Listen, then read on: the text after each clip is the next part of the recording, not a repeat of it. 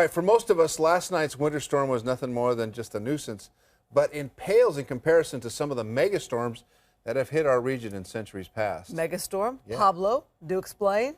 All right, Carlos, Christine, megastorms are called actually arc storms, and they've been around for centuries here on the West Coast. And weather forecasters say we could be in for another one about 50 years from now. It's a storm that could produce $400 billion in damages and flood 25% of our state's buildings, and one scientists are calling California's other big one. 1939, the only known hurricane to ever hit our area, came across Newport Beach as a tropical storm, causing major flooding and significant damage up and down the coast. I had never seen anything quite as severe. We lived in a little wooden house, and I'm telling you, we were scared.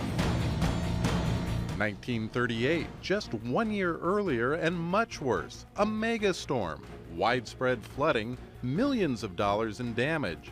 But those two storms were nothing compared to what happened 87 years earlier.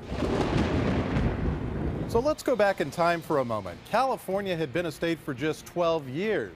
The gold rush was just 13 years old, and people were dreaming of constructing a railroad across the United States. The American Civil War was only a year old, and believe it or not, the entire population of California was just 500,000.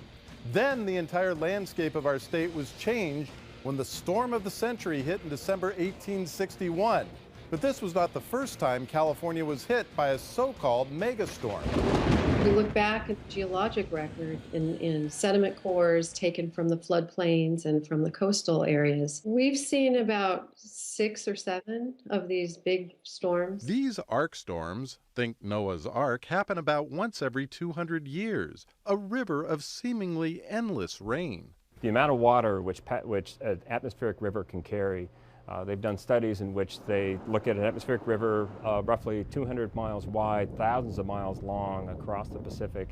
And if you compare the amount of water within an atmospheric river to the amount of water which passes through the mouth of the Mississippi, roughly 7 to 15 times more water is carried through an atmospheric river than what passes through the Mississippi River at any one time. The Great Storm of 1861 lasted 43 days. Statewide, thousands were killed. Entire communities swept away.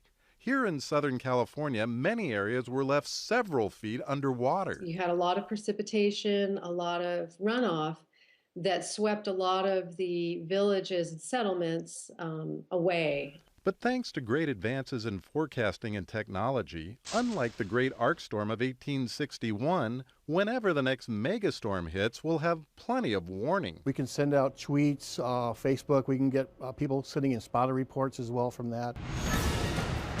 So what effect would a similar megastorm have on us today? Experts say the loss of life could be substantial.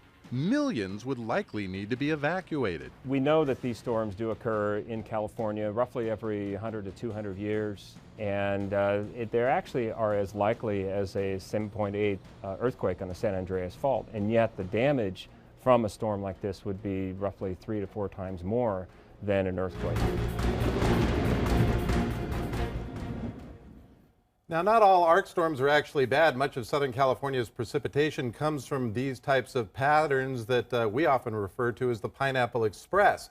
But we do need to fear something like the megastorm of 1861 because currently only 12% of our state's property is insured for such a storm. Something to think about. Wow, that's amazing pictures from the past. That old footage, that very great, very interesting. Yeah, it was fun to put together. The motto is be prepared and be always Absolutely. be vigilant. What's It going on? reminded me, being from Arizona, of those megastorms and the monsoons that really hit. Yeah. Just take houses. Well, we got another 50 years to prepare, it looks like. I'll be 80 then. That'll be great. Good.